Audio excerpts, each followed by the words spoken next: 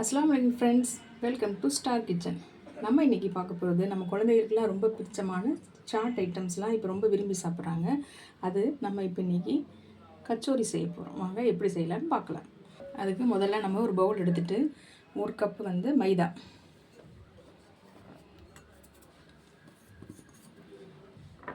அதுக்கு தேவையான அளவு உப்பு, கொஞ்சம் வந்து ஓமம் சேர்த்துக்கலாம், 1 ஸ்பூன் வந்து நெய்யும் சேர்த்துக்கலாம். பைண்ட் ஆகிற மாதிரி நம்ம நல்லா பிசைஞ்சிக்கலாம். நம்ம அந்த நெய்யை போட்டு பிசையும் போது இப்படி பிடிச்சு பார்க்கணும். இப்படி பிசைஞ்சிட்டு அதுக்கப்புறம் கொஞ்சம் கொஞ்சமாக தண்ணி தெளித்து நம்ம மாவை கலக்கிக்கலாம்.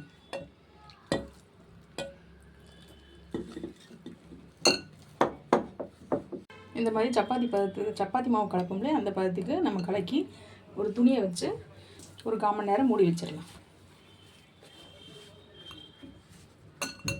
நம்ம அந்த ஸ்டஃபிங் பண்ணுறதுக்கு வந்து பாசிப்பருப்பு வந்து 1 கப் எடுத்துருக்கேன்.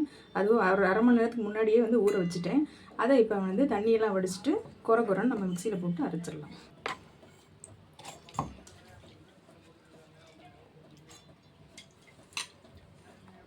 இது தண்ணி ஊற்றாமல் இந்த அளவுக்கு குறைன்னு அரைச்சா போதும். அது தனியாக வச்சிடலாம். அடுத்து அதில் ஒரு ஸ்பூன் வந்து மல்லி, ஒரு 1/2 ஸ்பூன் வந்து பெருஞ்சீரகம், 1/2 ஸ்பூன் வந்து சீரகம், ஒரு 1/2 ஸ்பூன் வந்து மிளகு, இதெல்லாம் சேர்த்து லைட்டாக குறைன்னு அரைச்சிடலாம். நம்ம பேனில் ஃபஸ்ட்டு ஒரு 2 ஸ்பூன் ஆயில் விட்டுட்டு நம்ம இப்போ அந்த அரைச்சோம் இல்லையா, இந்த ட்ரை பவுட்ரு அதை போட்டு நம்ம ஃப்ரை பண்ணணும்.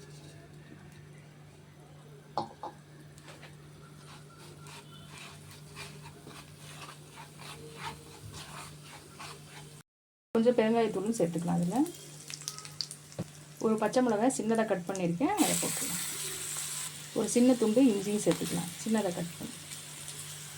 இது ஃப்ரை ஆனோடனே 1 ஸ்பூன் வந்து கடலை மாவு, இது பைண்டிங்காக சேர்த்துக்கணும். அதை போட்டு வறுத்துக்கலாம். 1/2 ஸ்பூன் மஞ்சத்தூள், 1/2 ஸ்பூன் வந்து சீரகத்தூள், ஒரு 1/2 ஸ்பூன் வந்து காஷ்மீரி மிளகாத்தூள், இதில் வந்து ஆம்ச்சூர் பவுட்ரு, இது எல்லாத்தையும் சேர்த்து நல்லா ஃப்ரை பண்ணிக்கலாம். 1/2 ஸ்பூன் வந்து உப்பு சேர்த்துக்கலாம். இந்த அரைச்சி வச்ச மூங் தால் இருக்கு இல்லையா, அதையும் அதில் சேர்த்துக்கலாம்.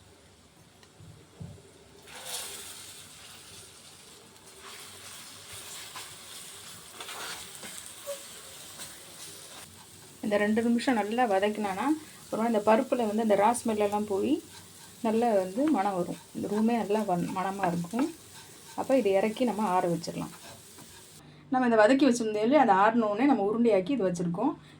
அடுத்து வந்து நம்ம கலக்கி வச்சோம்லே மாவு, அதில் சின்ன சின்ன உருண்டையாக பிடிச்சி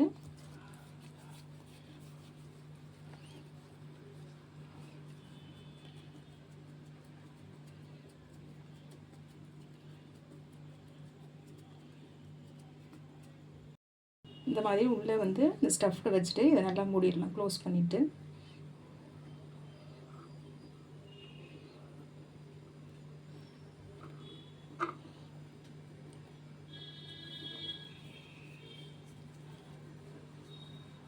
இந்த மாதிரி டவுட் பண்ணிவிட்டு நம்ம கையாலேயே கொஞ்சம் தட்டிக்கலாம். இந்த ஆயில் வந்து நம்ம சிம்லேயே வச்சுருக்கணும், ரொம்ப ஹையாக பண்ணக்கூடாது, அப்போ தான் உள்ளெல்லாம் வேகும். இப்போ இந்த மாதிரி இது பண்ணி வச்சுருக்கோம். இதை நம்ம ஆயிலில் போட்டு ஃப்ரை பண்ணிடலாம்.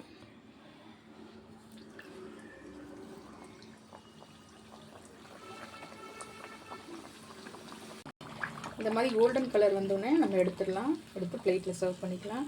ஃப்ரெண்ட்ஸ், கட்டாயமாக இது உங்கள் வீட்டில் செஞ்சு பாருங்கள், ரொம்ப டேஸ்ட்டாக இருக்கும். செஞ்சு பார்த்துட்டு உங்களோட கமெண்ட் சொல்லுங்கள், உங்கள் ஃப்ரெண்ட்ஸுக்கு ஷேர் பண்ணுங்கள், உங்கள் ஃபேமிலிக்கு ஷேர் பண்ணுங்கள். மறக்காமல் என்னோடய சேனலுக்கு சப்ஸ்கிரைப் பண்ணால் மறந்துடாதீங்க.